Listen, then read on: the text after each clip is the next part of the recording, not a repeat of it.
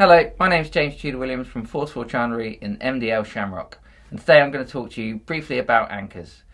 Anchoring is a pretty technical topic and can be spoken about for hours, so I thought I'd just give you a brief overview of a few types of anchor, their pros and cons, and who they might interest. So anchors can have a confusing amount of names, such as Bruce and Claw anchors or Delta and Plow anchors. And that is down to trademark names versus patents. A bit like all hoovers are vacuums, but not all vacuums are hoovers. So we'll start off briefly talking about the Claw Anchor or the Bruce Anchor. So Bruce/Claw anchors are very popular. Bruce anchors aren't really produced anymore. I think they stopped many years ago, 70s and 80s. So now what you tend to get are claw anchors or variations on the theme, and they are quite a popular anchor for most people because they stow nicely on a bow roller, or they'll fit quite happily in an anchor locker most of the time, and they're easy to handle. The other major pro of a claw anchor is that it will set in nearly any type of bed. It's quite happy in sand, grass, rocks, coral. The only place it really struggles is if it's quite a hard bed, like a hard clay or a hard mud, as it will tend to bounce along the surface. And the other slight drawback is they can have slightly less holding power when compared to other anchors that you might find or use. So that is a brief overview on claw anchors for you. So now we'll move on to plow anchors, or the branded version would be a Delta anchor. And a variation on that theme is the CQR anchor or a hinged plow anchor. Now, these are the anchors that probably most of us see hanging off bow rollers, up and down marinas all over the country. They're very popular for that reason, that they stow again nicely in a bow roller, and they have a higher holding power than the sort of claw anchors. A plough anchor works a bit like a farmer's plough. That's why they've got the name. There's a lot of weight in the tip here that you can't see, so that when it drags along the surface, it will till in and dig and hold the boat. So they've got a good holding power, and again, they perform very well on a majority of surfaces.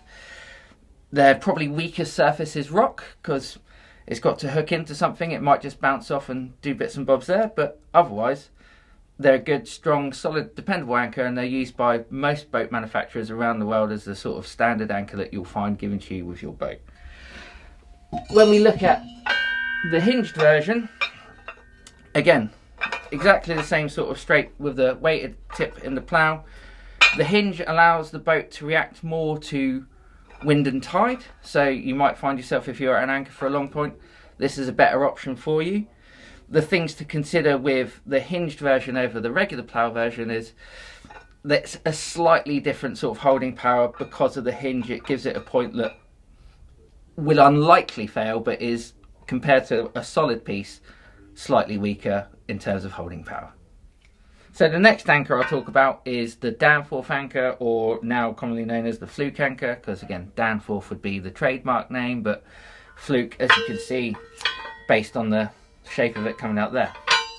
Now, Fluke anchors are incredible in mud and sand, arguably the best of any anchor in mud and sand, as they again dig in a bit like a plough, but that holding power is really astronomical. So they are quite popular for that, and again, they can be relatively easy to stow on board in your anchor lockers and stuff. They're not too fiddly, depending on the size of your anchor locker. The major drawback of them is, outside of mud and sand, they don't really perform at all. They can get a grip here and there, but their primary sort of seabed surface is mud and sand. For this reason, I mean, although they are perfectly suitable as a primary anchor, depending on where you sail and the sort of waters you're in, they are quite popular as a secondary choice, or a stern anchor or a kedge anchor, anything like that. Because again, they're relatively flat. You can keep it on board and get it out and set it from the rear of your boat if you need to, or just have it to hand. Because a lot of racing boats for coding require a secondary anchor, one of the most popular ones for that, again, is the Fluke style kedge anchor, are fortress anchors. And that is because they're self-assembly, they are extremely light, but they have an incredible holding power. This anchor that I'm holding here is 1.8 kilos and it's recommended for boats 5 to 8 meters. That is why a lot of sailors, a lot of yacht racers will get one of this style anchor to keep on board for coding, and it won't impact their performance dramatically by adding a lot of weight to the boat. So the final anchor I'll mention are grapnel anchors. Now these are very handy for small boats and ribs, dinghies, kayaks. You can get quite small sizes of them. Fishermen like them as well for sort of temporary anchors to throw overboard when they found a spot. They are super popular because,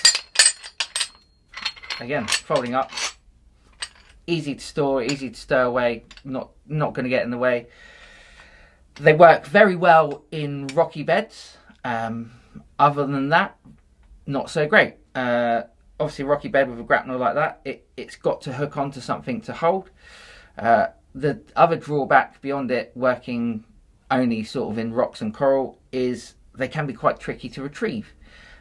Also, with a lot of moving parts and fiddly bits, they don't necessarily have the strongest holding power. So they're good as a sort of, I heard them called lunch hooks, where people might drop them overboard to stop and rest for an hour or so.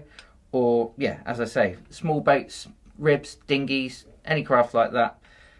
The weight will do a bit of holding, but if it can hook on something even better, yeah, and that is grapnel anchors. So I've spoken about a few different types of anchor, their uses and where the pros and cons. What you can find online from a lot of manufacturers, on our own website, and a variety of places, is recommended anchor sizes for boats. It's not just down to the anchor to hold your boat, but obviously there is a definite sort of size comparison to the size of your boat and the type of anchor you'll need. The other contributing factor to holding your boat is how you connect your anchor to your boat. There's a couple of different ways. The obvious one is anchor chain, and having all anchor chain is completely acceptable. I would only recommend it personally if you had a windlass on board, because you have to bear in mind when you're trying to retrieve your anchor, pulling that up by hand as well as 10, 20, 30 meters of chain, that is a lot of weight to do by hand. So, and also chain isn't the nicest thing to pull up, even with gloves on. So when you're thinking about connecting your anchor to your boat, these are things you have to consider. The other solution obviously is an anchor rode, so chain spliced onto rope. Again, if you don't have a windlass, or even if you do have a windlass, a lot of modern windlasses will pull up rope as well as chain. But if you're primarily doing it by hand, having that rope to pull up, A, slightly less weight, B, nicer on the hands. It's just easier to do. Again, there's many variables and things to consider here, such as your anchor locker, the size in which you're storing it. The size of your boat will determine the sort of weight of chain you need, between 6, 8, 10, 12 mil, the type of rope that fits onto that. Again, all of these things can be found on our website and other websites about recommendations about what we'd suggest of the size and weight that you would need and what you might want to do for your boat. Or of course, head into your local chandlery wherever you are, and they themselves will have a good knowledge. The final thing I'll mention about that is how much do you need. Again, there are several opinions on this. You ask 5 people, you get 5 different answers. The RYA recommend a ratio of 4:1, which is for every 1 meter of water you'll be in, you should have 4 meters of rope or chain for it. And that can go from a 4:1 ratio up to an 8:1 ratio, depending on who you ask and where you are. So it's a very technical subject. Hopefully I've explained a bit about what anchor you may want and how you use it, and there is plenty of resources out there for you to find the weight, the size, and how you connect that. And failing that, like I say, head into any Force4 chandlery or a local chandlery near you, and they'll be happy to help you spec your boat for what anchor and what rope and chain you might need. Thank you very much for watching.